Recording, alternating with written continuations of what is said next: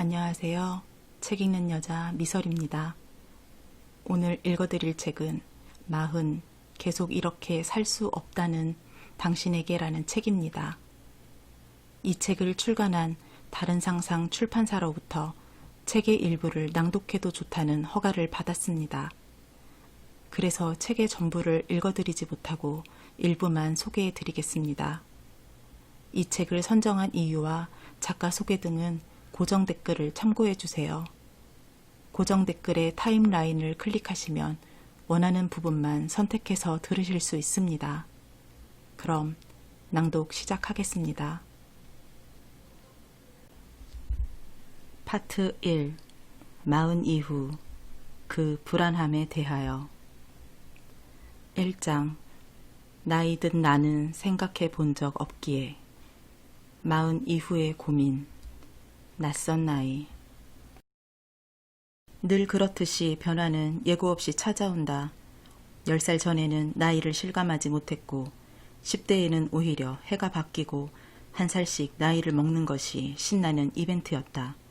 나이에 대해 민감해지기 시작하는 시기는 20대 중반 이후부터였다. 취직과 연애, 결혼, 이런 인생의 중요한 이벤트들을 앞둔 나이여서 마치 스톱워치를 켜둔 것처럼 시간에 민감했다. 20대에는 도저히 40대를 생각할 수 없었다. 건방지게도 그 나이에 더 살아서 뭐하나 라는 생각도 했다. 나이 많은 사람들에 대해 반감이 있는 것은 아니었지만 나 자신이 40세가 된다는 것은 구체적으로 상상하기 어려운 미래였다. 늘 어렸고 젊었기에 나이 어휘사전에는 나이든 나는 존재하지 않았다. 나이듦이란 것은 나와 관계없는 개념이었다. 30대에는 너무 바빴다. 취직과 결혼이라는 인생 과제를 겨우 해결하고 나니 30대가 되었다. 이제부터는 뭔가에 쫓기는 생활에서 벗어나 조금 더 여유 있게 살고 싶었다. 하지만 여유로운 시기는 아이가 태어나기 전까지였다. 기대감에 차서 엄마가 되었고 몸과 마음을 다해 정성껏 아이를 키웠다.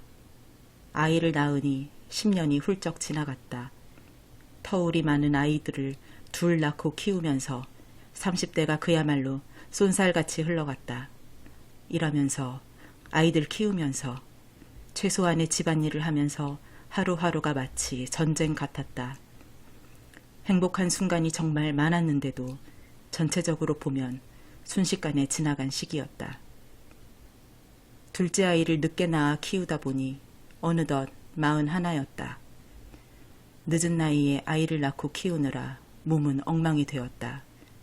아침에 일어나면 머리부터 발끝까지 안 아픈 곳이 없었다. 피부는 칙칙했고 염색을 하지 않으면 머리는 반백이었다.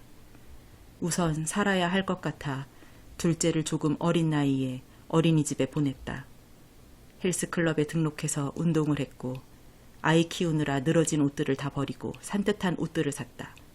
나름 비싼 미용실에도 가고 가방도 사고 육아 때문에 중단했던 일도 다시 시작했다.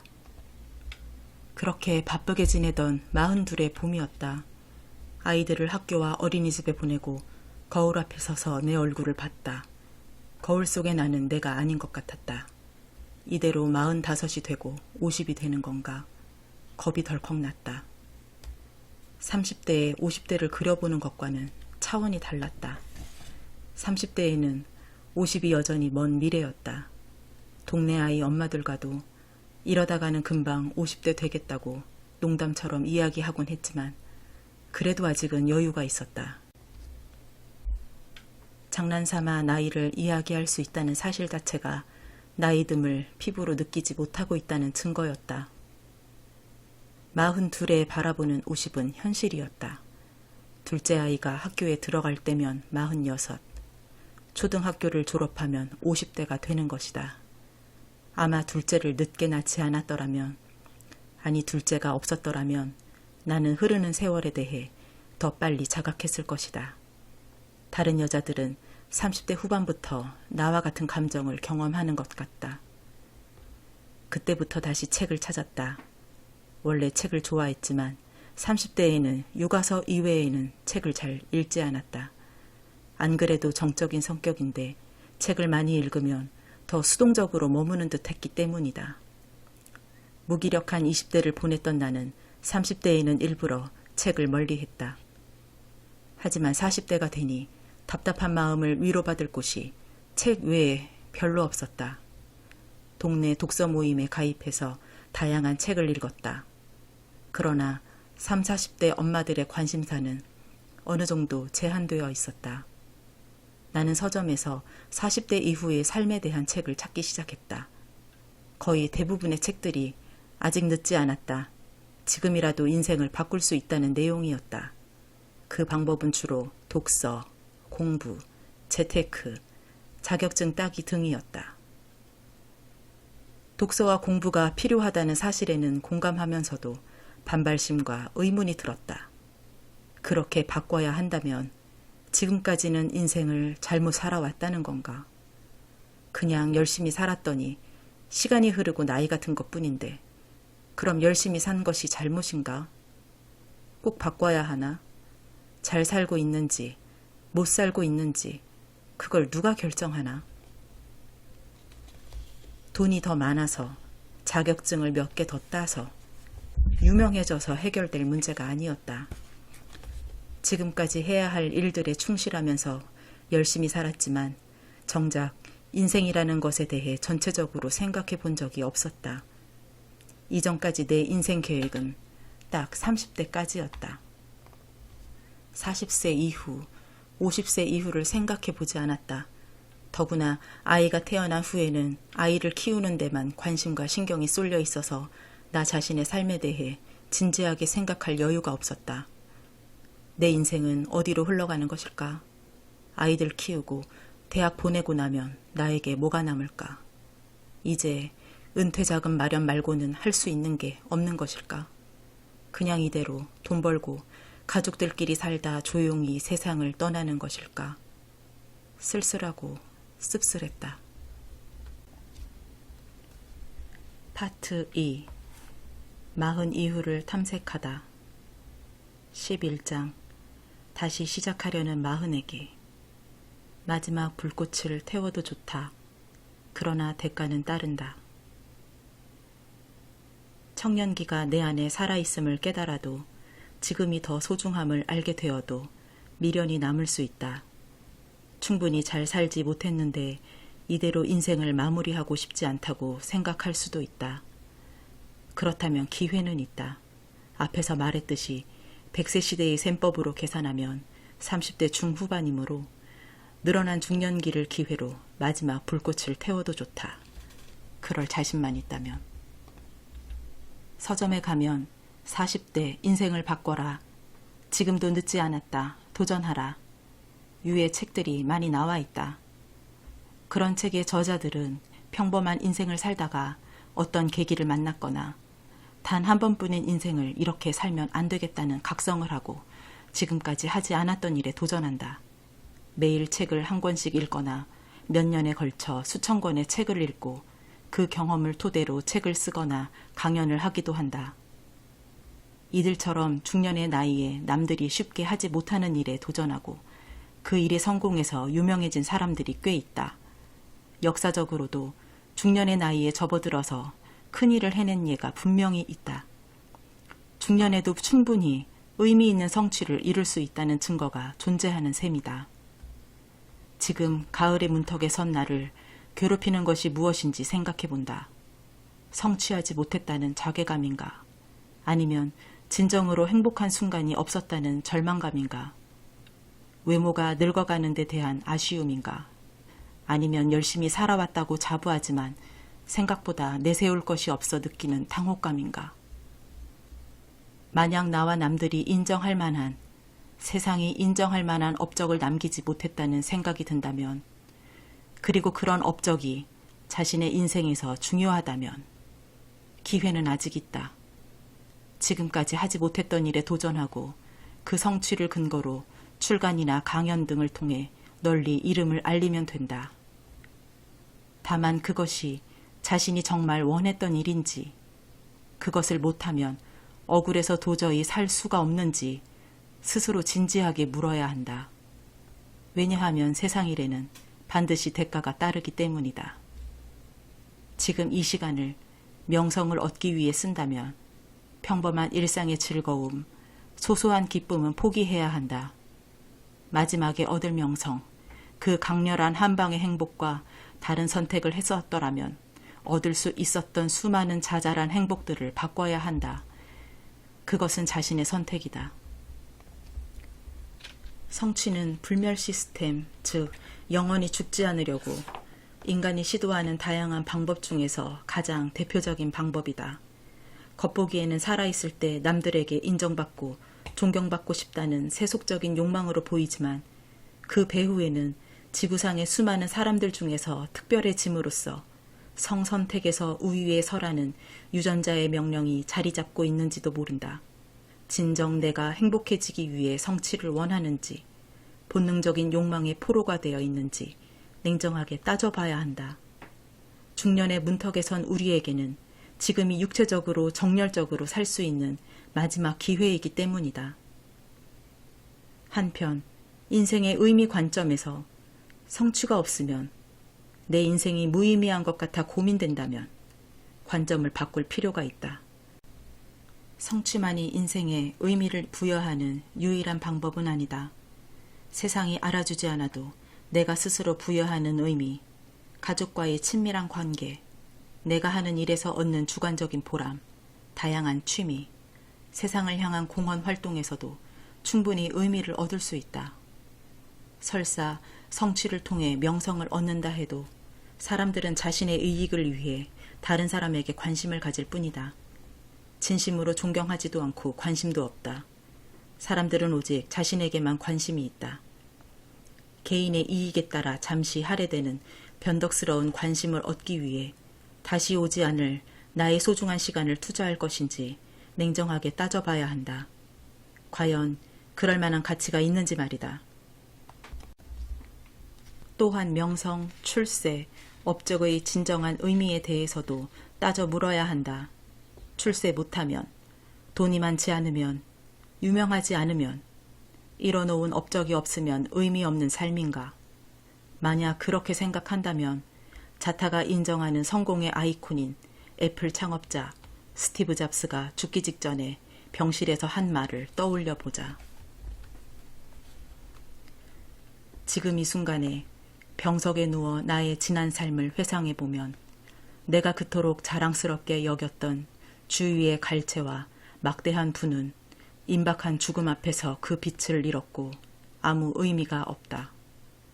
어두운 방 안에서 생명보조장치에서 나오는 푸른 빛을 물끄러미 바라보며 낮게 윙윙거리는 그 기계 소리를 듣고 있노라면 죽음 사자의 숨길이 점점 가까이 다가오는 것을 느낀다.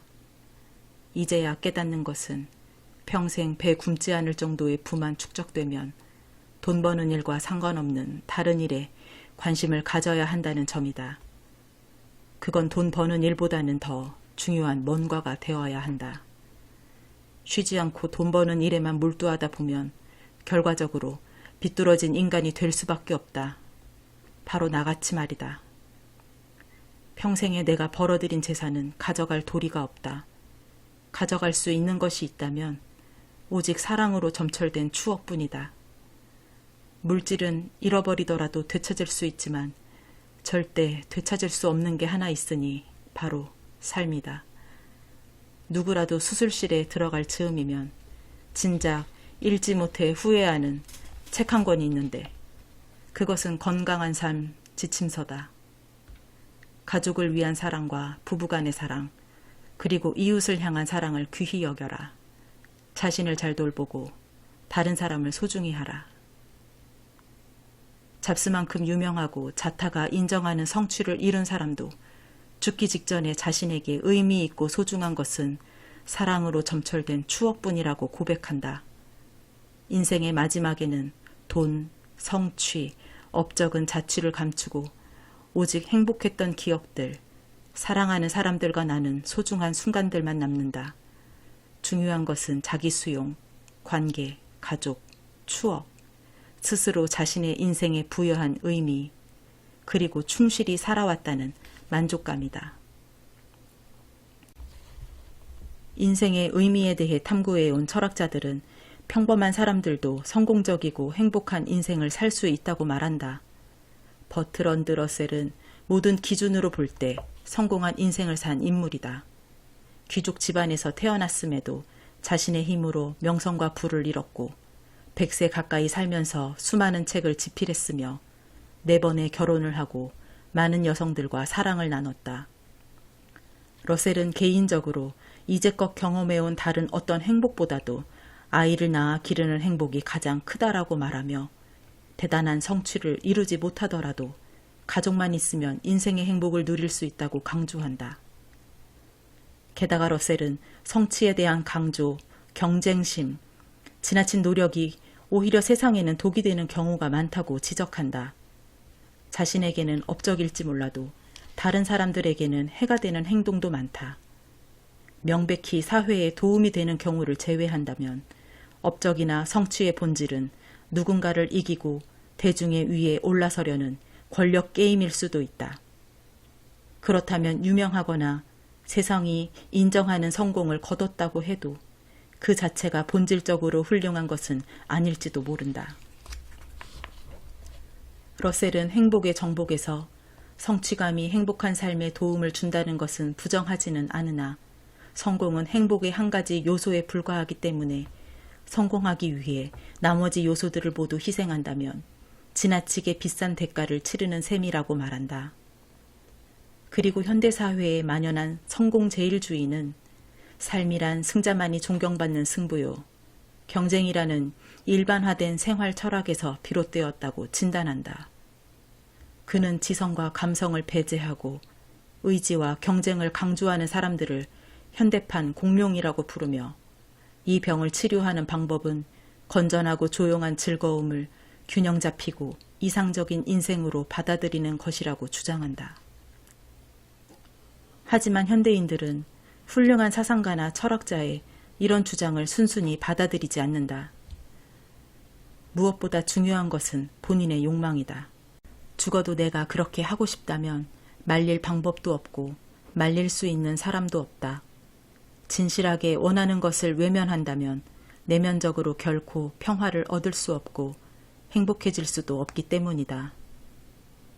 중년기에도 인생을 바꾸는 것은 가능하다. 그러나 대가는 분명히 따른다. 불공평한 세상이지만 공평한 것도 가끔은 있다. 그중 하나가 얻는 게 있으면 잃는 것도 있다는 법칙이다. 명성과 성취를 위해 중년을 불태운다면 무엇을 잃게 되는지 알아야 한다. 무엇을 얻고 무엇을 잃는지 따져봐야 한다.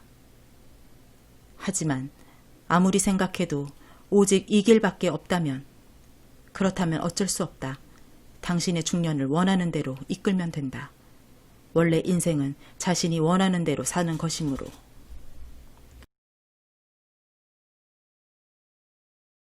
(13장) 지금이 바로 자기 관리가 필요한 시점. 원하는 것과 가능한 것 사이의 균형점 찾기. 자기관리, 습관 등의 말을 들으면 에이, 청소년이나 젊은 사람들한테나 필요한 말이지 라고 생각하는 사람들이 있을 것이다. 하지만 중년기야말로 내가 원하는 인생 후반부의 라이프 스타일을 정의하고 그에 맞는 자기관리 방법과 습관을 정착시켜야 할 때다. 중년기에 들어서면서 스스로를 돌아보고 중년기에 맞는 나만의 라이프 스타일을 시도하면서 알게 된 사실이 하나 있다. 그것은 인생의 절반이 지나간 중년기에도 여전히 습관이 중요하다는 점이다. 습관의 중요성이라면 이미 유년기, 청소년기에 지겹게 들었다. 20대에도 심심치 않게 들은 바다. 하지만 경제적으로 완전히 독립하고 결혼을 통해 정신적으로도 완전한 성인이 된 30대부터는 누구도 나한테 바른 습관을 만들어라 같은 이야기를 한 적이 없다. 심지어 부모님마저도. 그렇게 10년, 15년 내가 원하는 대로 나에게 편한 생활 방식을 유지해왔다. 그리고 그런 자유가 좋았다. 이제 완전한 어른이 된 것 같았으니까. 신체적, 정신적, 경제적으로 누군가에게 의존하지 않는 성인에게 이래라 저래라 하는 것은 오지랖 넓고 주제넘은 짓으로 여겼다. 지적질 당하는 것을 좋아하는 사람은 아무도 없다. 게다가 사람은 다 제각각이고 나름의 개성이 있는데 하나의 모범틀에 끼워 맞추라는 것은 또 다른 붕어빵 만들기라고 생각했다. 자기계발서를 읽지도 않았고 서점 매대에 쌓인 수많은 자기계발서 표지만 봐도 거부감이 들었다. 내가 뭔데 나한테 이래라 저래라야. 꼭 이런 마음이었다고나 할까. 그렇게 나만의 라이프 스타일을 옹호하던 나에게 변화가 생긴 것은 늦둥이 둘째를 어린이집에 보내고 난 40대 초반이었다. 남들에 비해 의지가 부족하고 자기 관리를 잘 못한다고 생각해 본 적은 없었다. 프리랜서에게 엄격한 자기 관리는 기본이다. 15년 넘게 번역을 하면서도 마감을 한 번도 어겨본 적이 없었다. 명절에 다른 식구들이 다 함께 노는데도 나 혼자 방 안에서 일을 했고, 아이가 맹장염으로 입원해서 수술을 받았을 때도 아이 침대 옆에서 노트북을 켜놓고 번역을 했다. 그것은 공적인 영역이었다. 돈을 받고 하는 일이기 때문에 마감을 지키고 전문적인 수준을 유지하는 것은 당연한 전제였다. 그런 당연함을 나는 꽤 괜찮은 수준의 자기관리 능력으로 착각하고 있었다. 자기 관리가 부족했던 영역은 개인 생활이었다. 늦둥이를 낳고 키우면서 그리고 그 와중에 일을 놓지 않고 지속하느라 내 생활 리듬은 엉망이 되었다. 밤에 아기가 잠들면 일을 했기 때문에 거의 매일 새벽 2, 3시에 잠이 들었다. 그리고 아침에는 최악의 컨디션으로 간신히 일어났다. 저혈압이어서 원래 오전 시간에 기운이 없는데 늦게 자고 늦게 일어나는 버릇 때문에 신체 리듬이 더 나빠졌다. 아침에 남편이 주물러 주지 않으면 일어나기 힘든 날도 많았다. 이렇게 최악의 컨디션이 이어지던 어느 날 시야의 명도가 갑자기 한 단계 떨어진 듯한 느낌을 받았다. 병원에 가서 검사를 하니 망막과 시신경 상태가 좋지 않아 이대로 방치하다가는 10년 안에 실명할 수 있다는 이야기를 들었다. 얼마나 많이 울고 후회했는지 모른다. 불도 훤히 켜지 않은 깜깜한 방 안에서 몇 시간 동안 눈도 잘 깜빡이지 않고 모니터를 들여다보는 나날들이었다. 얼마 되지도 않는 돈을 벌기 위해 소중한 눈을 희생시킨 내가 너무 미웠다. 사실 돈 문제만이 아니었다. 일은 나한테 자존심이었다. 늦둥이를 낳고 사회생활에 제약이 생기면서 자존감이 많이 떨어진 상태였다. 그런 상황에서 일마저 그만두면 이대로 무너져 버릴 것 같았다. 충격적인 진단을 받은 날부터 모든 것을 바꿔야 했다. 번역을 중단하고 눈에 좋다는 모든 일을 했다. 혈액순환이 잘 되어야 눈에도 혈액이 충분히 공급되어 눈 건강이 좋아진다고 했다. 그 전에도 운동을 하고는 있었지만 더 규칙적으로 병원에서 권하는 방식으로 했다. 결코 무리하지 않게 지치기 직전에 그만뒀다. 이제 몸에 충격을 주고 극한으로 몰아붙이는 습관은 모두 버려야 했다. 6개월 정도 집중적으로 노력한 결과 눈 상태는 더 이상 나빠지지 않았다. 이대로 잘 관리하면 된다고 했다. 그제야 한숨을 돌렸다. 그런데 일도 하지 않고 둘째는 어린이집에 보내놓고 하루 종일 건강에만 신경 쓰는 생활에 슬슬 지치기 시작했다. 눈을 사용하지 않고 할 수 있는 일이란 거의 없었다. TV는 원래 즐겨보지 않았지만 스마트폰도 볼 수 없었고 책도 마음껏 읽을 수 없었다. 아무리 건강이 중요하지만 건강만 유지하면서 사는 게 맞는 건가? 이렇게 아무것도 하지 못한다면 시력을 오래 유지하는 것이 큰 의미가 있을까? 새로운 고민들이 이어졌다. 결국 어느 선에서 선택하고자 했다. 건강과 하고 싶은 일 사이에서 균형점을 찾아내는 것이다. 의사와 상의하고 인터넷에서 관련 정보를 수집하면서 타협할 수 있는 수준의 활동이 어느 정도인지 알아봤다. 무리하지 않는 범위 안에서의 스마트폰이나 컴퓨터 사용, TV 시청은 괜찮다고 했다. 대신에 주변 조명을 밝게 하고 50분이라면 10분 쉬는 리듬을 유지해야 했다. 마음대로 할 수 없으니 번거롭고 답답했지만 어쩔 수 없었다.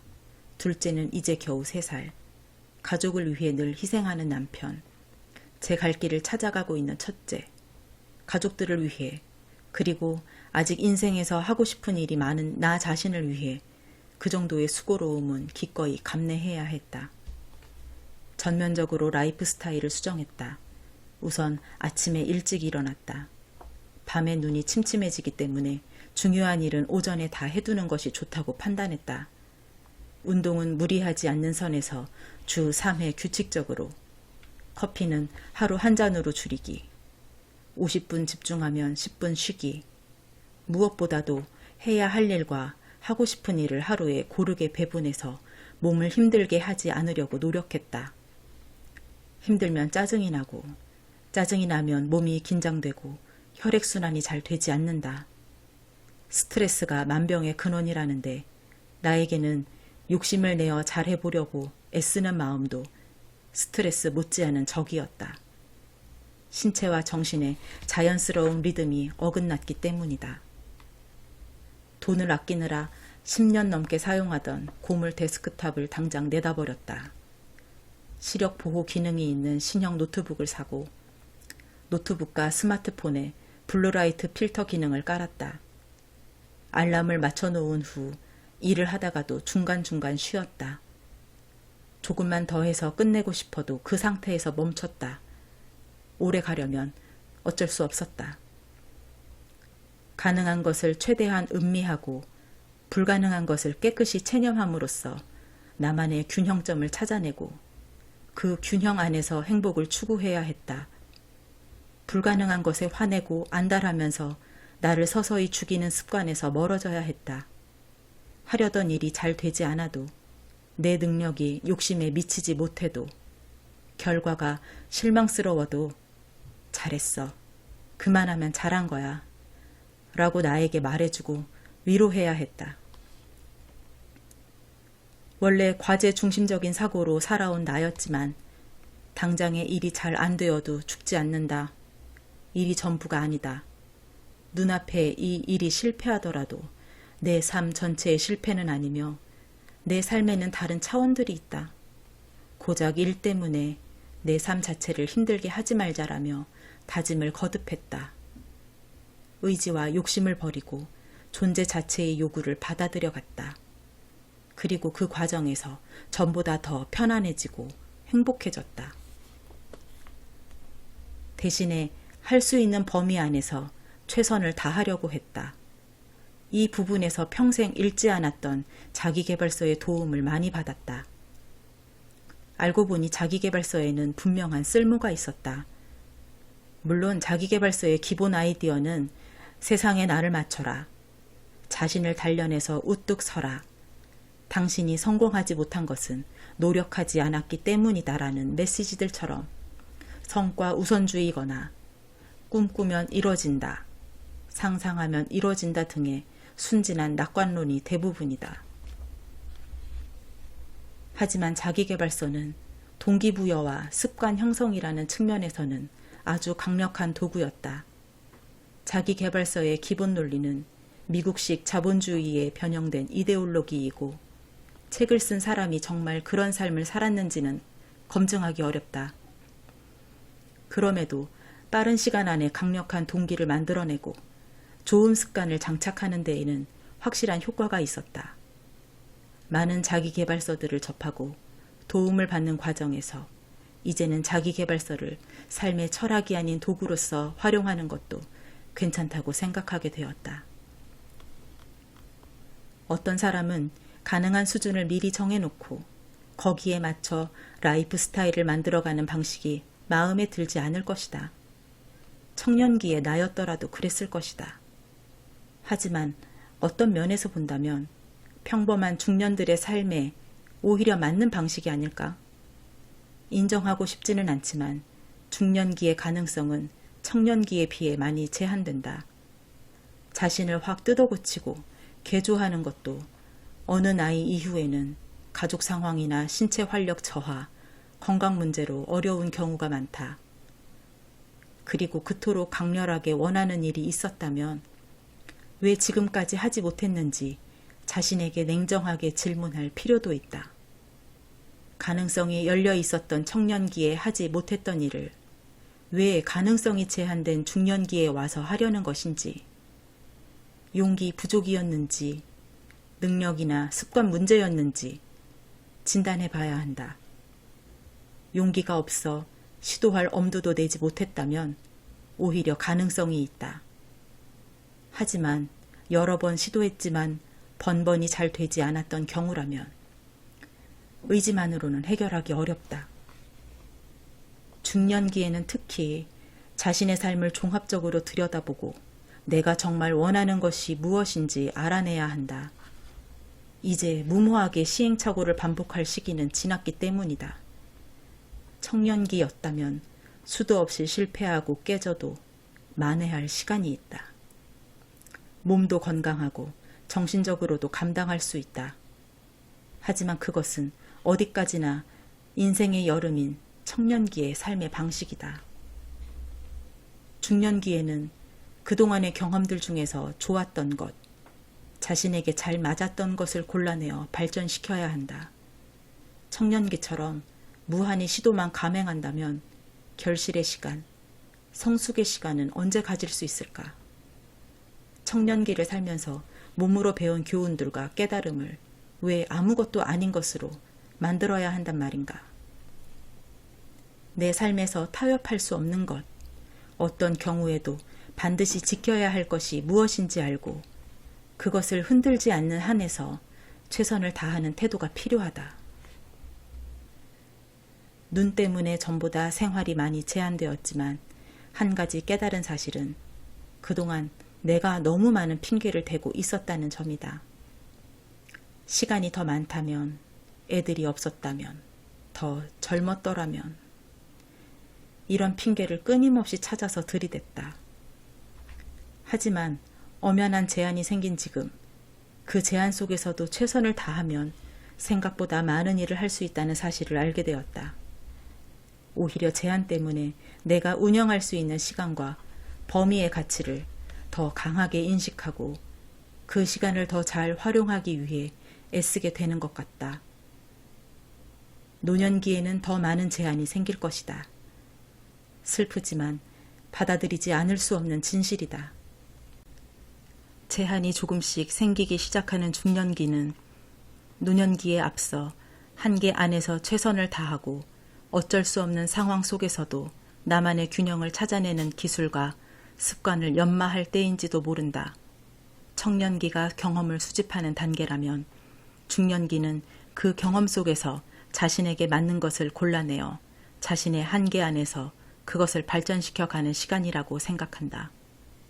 자신이 진정으로 원하는 것을 찾아내고 타협할 수 있는 범위를 선택하는 것, 할 수 있는 것에 감사하고 할 수 없는 것은 깨끗이 단념하는 것, 그리고 할 수 있는 범위 안에서 최선을 다하는 것, 그 와중에도 즐거움을 놓치지 않는 것, 이것이 중년을 살아가는 현실적인 지혜가 아닐까.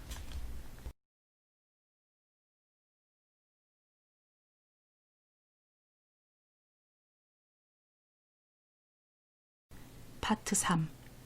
풍성한 가을의 마음으로. 18장. 새로운 기술을 배우는 용기가 필요하다. 유용한 지식과 무용한 지식을 모두 껴안는 태도. 일상성과 더불어 중년기 공부에는 중요한 요소가 하나 더 있다. 그것은 바로 새로운 기술을 습득하는 것이다. 중년이라고 실용성을 무시할 수는 없다. 주변 어른들의 이야기를 들어보면 하나같이 노년기에는 시력 때문에 새로운 것을 배우기 어렵다고 한다. 시력 자체가 나빠지기도 하고 시력이 괜찮아도 노안 때문에 가까운 물체가 안 보이거나 눈 건강이 나빠져서 무엇이든 오래 집중해서 보기 힘들다고 한다. 나도 눈이 매우 안 좋은 편이기 때문에 시력이 항상 걱정된다. 지금은 눈 건강을 지키기 위해 정기적으로 병원에도 가고 약도 먹으면서 많은 노력을 하지만 더 나이가 들면 현실의 냉정한 한계에 부딪히게 될 것이다. 그때는 새로운 일을 배우기보다는 지금까지 해온 일을 오래 할 수 있도록 유지, 관리하는 것이 관건이다. 그래서 비교적 아직 건강한 중년기에는 앞으로 노년기에 꼭 필요하다고 생각되는 기술을 미리 배워놓는 것이 좋지 않을까 생각한다. 사람에 따라 노년기에 꼭 필요한 기술이 다를 것이다.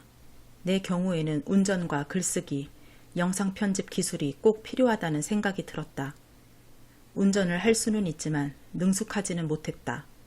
하지만 눈이 갑자기 나빠져서 병원에 다니게 되면서 능숙한 운전은 사실상 포기했다. 눈이 괜찮았을 때도 운전에 자신이 없었는데 좋지 않은 눈으로 운전을 고집하다가 사고라도 나면 큰일이기 때문이다. 그냥 대중교통을 이용하기로 마음을 정했다. 대신 글쓰기 수업을 듣고 영상 편집 기술을 배웠다. 우선 거의 매일 블로그에 글을 썼다. 책을 읽으면서 느낀 점을 쓰기도 하고 책 내용을 요약해서 올리기도 했다. 어느 날 문득 떠오른 생각을 쓰기도 하고 과거 어느 한 시점의 경험을 이야기처럼 쓰기도 했다. 재테크에 관심을 갖고 있을 때는 주로 재테크 정보를 올렸고 글쓰기에 집중할 때는 내 생각을 주로 썼다. 여행을 하고 나서는 여행에 관한 정보나 사진을 정리해서 포스팅했다. 큰 욕심은 없었다. 그저 내 삶의 자취를 기록하고 자주 들여다보며 돌본다는 느낌으로 블로그 글을 써나갔다. 그렇게 1년 넘게 블로그를 운영한 결과 구독자 수가 1만 명을 훌쩍 넘었다. 특별한 목적을 가지고 블로그를 하지 않았는데도 블로그 글쓰기는 나에게 많은 선물을 줬다. 글쓰기가 완전히 습관이 되자 이번에는 유튜브로 관심을 돌렸다. 정적인 내 성격에도 맞고 유튜브가 주도적인 소셜미디어로 자리 잡았기 때문에 배워두면 나중에 쓸모가 있으리라 판단했다. 원래 IT 기기를 다루는 센스가 없어 남들에 비해 잘하지는 못했지만 교육과정이 끝난 후에도 혼자 이것저것 만들어 보면서 시간을 덜 들이고 내가 원하는 콘텐츠를 구현할 수 있는 방법을 찾아 나갔다. 6개월 정도를 노력한 결과 어느 정도 나만의 노하우를 쌓았고 구독자 수도 8만 7천 명이 넘은 상태다. 지금은 조금 느슨하게 하고 있지만 앞으로 5년쯤 후에 남편이 은퇴하면 함께 본격적으로 콘텐츠를 만들 계획이다. 앞으로의 삶에 필요한 기술이라면 무엇이든 좋다. 개인적으로는 40대 중반에 경제와 재테크 지식을 쌓는데 많은 시간을 들였다. 돈의 속성을 잘 모르는 상태로 자본주의 시대를 살면서 미약함과 무력함을 많이 느꼈기 때문이다. 그래서 돈이 어떤 메커니즘으로 움직이는지 너무 늦기 전에 꼭 알고 싶었다. 내가 알아야 가족의 자산을 지킬 수 있고 아이들에게도 옳은 경제관을 심어줄 수 있다고 생각했다. 내 부모님은 자본주의나 재테크에 대해서는 아무것도 모르셨고 그로 인해 경제적으로 힘든 삶을 사셨다. 그 경험은 부모님의 인생뿐 아니라 나를 포함한 자식들의 삶에도 많은 영향을 미쳤다. 나는 적어도 부모님보다는 더 나은 삶을 살고 아이들에게 더 좋은 영향을 주고 싶었다. 적극적인 목표가 없더라도 재테크 지식을 습득해야 하는 또 하나의 이유가 있다. 경제관념 없이 주어진 일만 하다가 노인이 되면 사기꾼의 표적이 되기 쉽다. 적어도 인플레이션의 원리라든가 투기와 투자의 차이, 현명한 의사결정 방법만 알아도 노년에 가족의 재산을 지킬 수 있다. 몇 년간의 공부를 통해 많은 것을 얻었다. 나 자신에 대해 더 확실히 알게 되었고 내가 무엇을 원하는지 알게 되었다. 그리고 내가 원하는 라이프 스타일을 갖추려면 어떤 지식과 경험이 필요한지도 깨닫게 되었다. 하지만 무엇보다도 내가 얻은 중요한 수학 중 하나는 나에게는 지식과 배움 그 자체가 기쁨이라는 사실을 깨달았다는 것이다. 철학책을 읽는 나에게 어떤 사람들은 그런 거 읽어서 뭐 하는데? 돈이 나오냐? 밥이 나오냐? 라고 말할지도 모른다. 나도 철학책이 돈 버는데 도움이 된다고는 생각하지 않는다. 하지만 중년 이후 마음을 열고 철학책을 읽은 후로 내 삶은 확실히 변했다. 정신적으로도 바뀌었고 물리적으로도 변화가 있었다.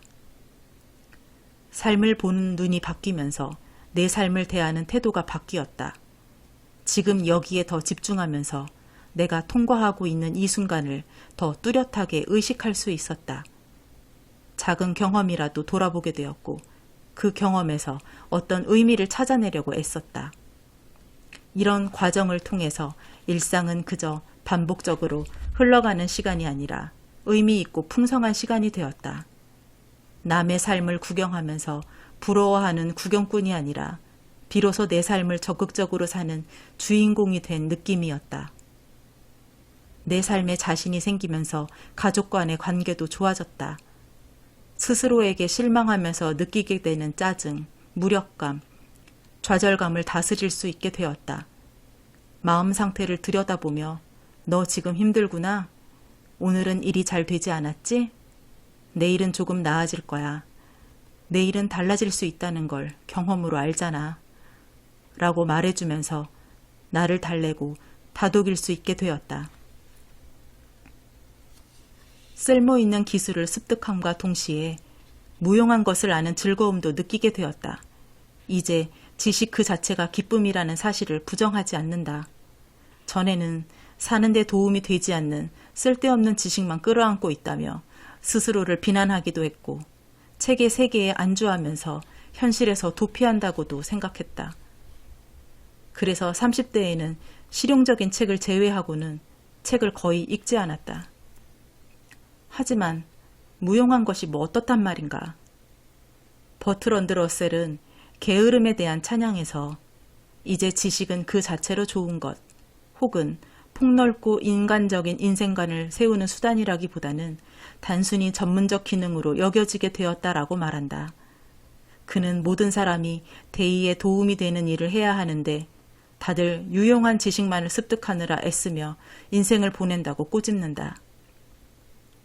러셀은 의식적인 활동이 어떤 한 가지 목적으로만 모아지면 사람들이 균형감을 잃게 되고 그 결과 신경쇠약 증세를 보이게 된다고 말한다. 그리고 무용한 지식의 가장 중요한 이점은 숙고하는 습관을 조성해 준다는 점이며 지식은 불쾌한 일을 덜 불쾌하게 만들고 즐거운 일을 더 즐겁게 만들어준다고 말한다. 즉, 무용해 보이는 지식이 삶을 풍부하게 만들어준다는 것이다. 고대 그리스나 중국에서는 지식 그 자체를 추구하는 분위기가 있었다고 한다. 알랭드 보통은 불안해서 미국을 중심으로 한 현대사회에서 능력주의가 득세하면서 능력과 지위 사이에 관련성이 있다는 믿음이 늘어났다고 통찰한다. 그 결과 사람들은 능력 있고 부지런한 사람은 돈을 많이 벌고 능력도 없고 게으른 사람은 가난하게 사는 것이 당연하다고 생각하게 되었다. 이제 가난한 사람은 불운한 사람이 아니라 실패자가 된 셈이다. 실패자나 멍청이로 보이고 싶은 사람은 없으므로 당장 필요 없는 지식에는 아무도 관심을 기울이지 않는다. 돈을 많이 벌려는 이유는 미래가 불안하거나 그 돈으로 하고 싶은 일이 있어서이기도 하지만 단순히 무시당하지 않으려는 이유도 포함된다. 하지만 나는 사람이 어떤 목적을 위해 태어났다고 생각하지는 않는다. 실존주의 철학자들 말대로 우연히 세상에 던져졌으며 따라서 존재 그 자체가 목적이다. 나에게는 나 자신이 목적인 것이다. 중년 이후 외부 소음으로부터 멀어지고 스스로를 들여다보면서 효용 가치로만 재단하는 시선에서 나 자신을 떼어놓을 수 있었다. 쓸모없는 것들, 그냥 있는 것들, 그저 존재하는 것만으로도 애정이 생기는 것들. 이런 애정에는 아무 잘못이 없다. 그런 무용한 것들을 좋아하는 내가 이제는 좋다. 무용한 것을 사랑하면서 유용성도 함께 추구하는 태도. 어찌 보면 둘 사이에서 균형을 잡는 것이 중년기에 나에게 주어진 내가 선택한 다양한 역할을 충실히 수용하는 하나의 방식인 것 같다. 파트 4. 나이 들매 의미. 21장 나이 들어 좋은 점. 진정한 소확행을 누리는 기쁨. 개인적으로 40의 문턱을 넘으면서 다른 사람의 시선이 뭐가 중요할까라는 생각이 들기 시작했다. 남의 눈 의식하지 말고 나 하고 싶은 대로 하자라고 마음먹고 의식적으로 그렇게 행동하는 것과는 차원이 다르다. 40이 넘으면서 중요한 것과 중요하지 않은 것, 신호와 소음을 구별하게 되었다고나 할까? 청년기에는 뭐든 잘 몰랐기 때문에 남들 말이 옳은가 보다 생각하고 그저 따르는 부분이 많다. 하지만 어느 정도 살고 나면 어떤 경우에도 지켜야 하는 것, 놓치지 말아야 할 것, 그리고 주어진 시간에 충실하다 보면 저절로 따라오는 것을 자연스럽게 구별할 수 있게 된다. 무엇보다 열심히 살았음에도 불현듯 느껴지는 존재의 허무감과 싸워야 하는 상황을 맞이하게 되고, 그러고 나면 남의 시선 따위는 대수롭지 않아진다. 정말 남을 덜 의식하게 된다. 내가 남의 시선을 의식하지 않을 뿐 아니라 남들도 나에게 관심이 없어진다. 어찌 보면 슬픈 일이다. 어려서는 부모님과 선생님, 청년기에는 직장 상사와 동료들로부터 어느 정도의 관심을 받으면서 살아왔기 때문이다. 관심과 주목의 대상에서 슬슬 멀어져야 한다는 것. 서운하지만 육체의 쇠락과 마찬가지로 받아들여야 하는 자연스러운 현상이다. 한편 관점을 바꿔보면 관심을 잃는 것이 아니라 관심으로부터 자유로워지는 것이다. 젊을 때는 어떤 일을 하려고 해도 다른 사람들이 날 어떻게 생각할까 하는 걱정에 쉽게 시작하지 못하는 경우가 많다. 나도 남의 눈을 의식하다 시도조차 해보지 못한 일들이 한두 가지가 아니다. 춤을 배워보고 싶었지만 친구들이 들으면 내가? 라고 말할 것 같아 그만뒀다.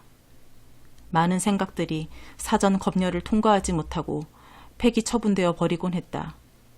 용기를 내어 시작했더라도 주변 사람들이 관심을 갖고 이것저것 물어오면 슬슬 부담스러워지기도 했다.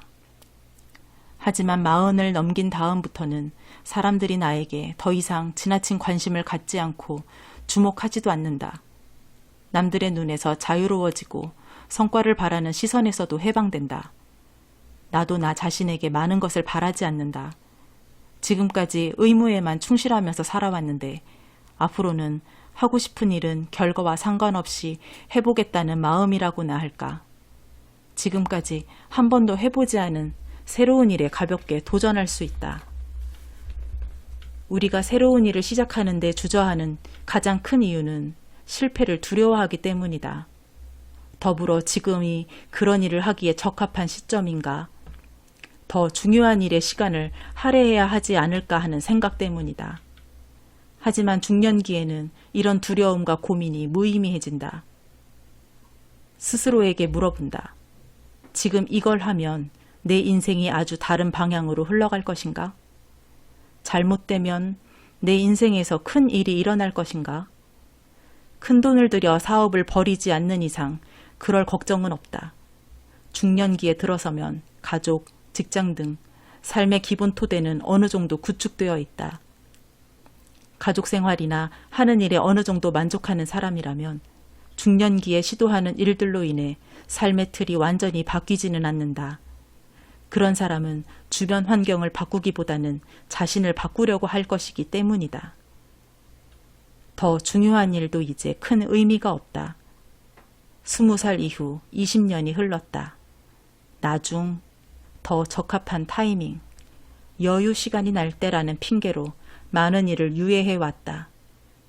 당장 하지 않아도 되는 일들인 한편 순수한 호기심에서 자신의 즐거움을 위해 가장 해보고 싶은 일들이기도 했다. 그 중에는 체력이 필요한 일들도 있다.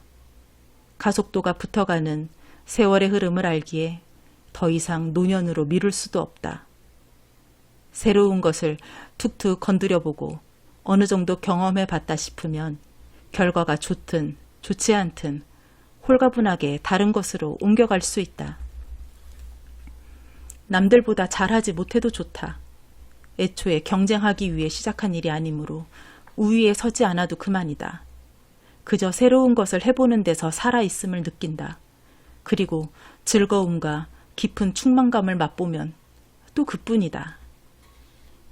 몇 년 전부터 소소하지만 확실한 행복, 소확행이 인기다.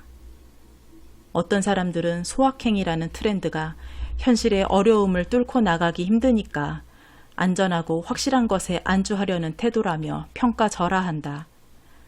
하지만 곱씹어 볼수록 소확행에는 어느 정도 삶의 진실이 있다는 생각이 든다. 그리고 남의 시선에서 자유로워지는 중년기야말로 마음껏 소확행을 누릴 수 있다. 1990년대 후반에 영어 학원을 오래 다닌 적이 있다. 그때 만난 외국인 강사는 일과 사회적 성공에 큰 가치를 부여하는 한국 사회의 분위기에 놀라워했다.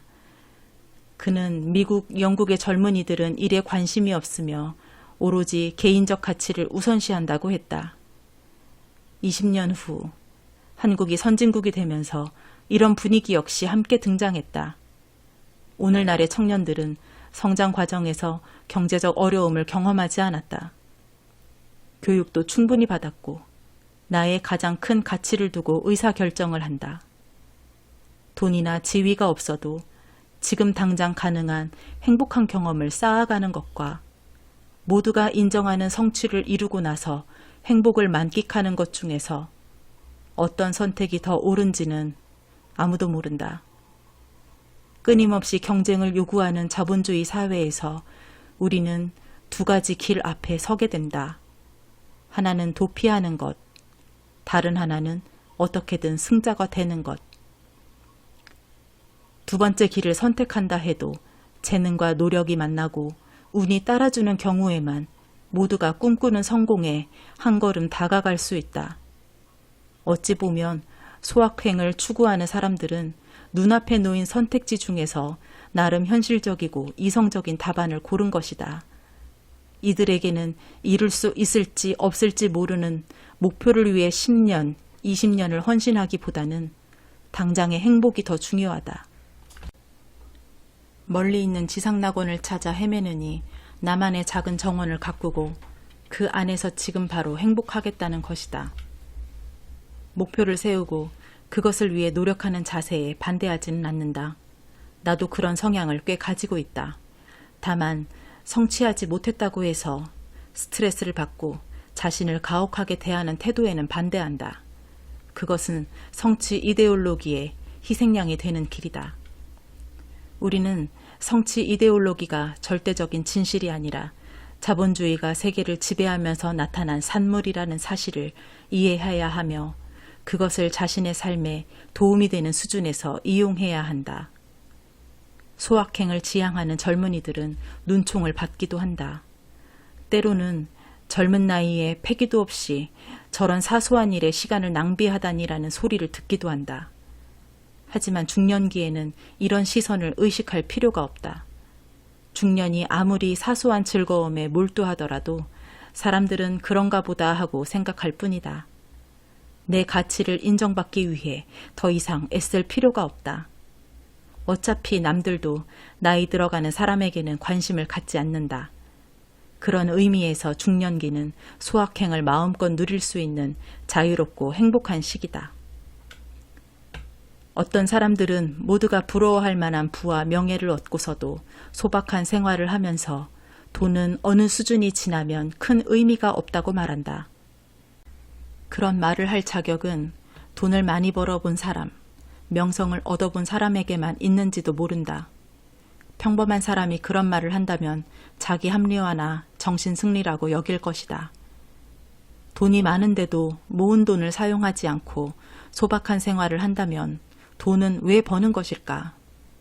아마도 버트런드 러셀의 말대로 현대사회에서는 돈이 효용 가치가 아니라 성취의 증거이거나 노력의 상징으로 여겨지기 때문일 것이다. 또한 알랭드 보통이 지적했듯이 돈은 자아실현의 결과일 뿐 아니라 도덕적인 품성의 지표로 받아들여진다. 하지만 중년은 유전자의 명령이나 자본주의 이데올로기가 아닌 내면에 있는 진짜 욕망에 귀를 기울여야 할 시기다. 행복해지기 위해 성취를 추구하는 것은 좋지만 성취하려는 욕망의 노예가 되어서는 안 된다. 가장 중요한 자산인 시간을 낭비하게 될 수도 있기 때문이다. 세상이 인정해주는 위대함이 아닌 나를 행복하게 하는 것을 쫓다 보면 나의 진짜 욕망을 만날 수 있을 것이다. 돈을 벌고 싶고 유명해지고 싶지만 그 과정이 즐겁지 않다면 과연 행복할 수 있을까? 행복을 연구하는 심리학자들에 따르면 쾌락 적응 현상 때문에 성취를 이루고 난 후에 느끼는 짜릿함은 짧을 수밖에 없다. 도파민의 유효기간이 끝나면 우리는 더 큰 목표를 세우고 그것을 향해 돌진해야 한다. 과거의 성취는 곧 의미 없어지고 새로운 흥분이 없으면 인생은 쉽게 지루해지기 때문이다. 큰 성취를 이뤄 대중의 갈채를 받는 경험이 있는 이상 작은 즐거움에 만족하기란 쉽지 않다. 돈을 벌고 경쟁에서 승리하고 자신의 일에서 성공하는 것만이 삶의 전부는 아니다. 장회익은 노년에 잎들이 떨어지니 비로소 가지가 보인다면서 중요하지 않은 것들이 다 떨어져 나가고 정말 중요한 것들만 남는 시기가 바로 노년기라고 말한다. 성취하지 못했다고 해도, 남들에 비해 돈이 많지 않다고 해도, 전문 분야에서 뚜렷한 명성을 얻지 못했다고 해도 충만한 인생 후반부를 누릴 권리와 자격은 누구에게나 있다. 남에게 그 자격을 인정받으려 하지 말고 스스로 그 자격을 인식하고 적극적으로 누려야 한다. 오늘 제가 준비한 낭독은 여기까지입니다. 남은 부분에도 좋은 이야기가 많으니 꼭 한번 읽어보셨으면 좋겠습니다. 그리고 여러분들의 구독과 좋아요는 제게 큰 힘이 됩니다. 함께 해주셔서 감사합니다. 내일은 오늘보다 더 행복한 날이 되시길 진심으로 기원합니다.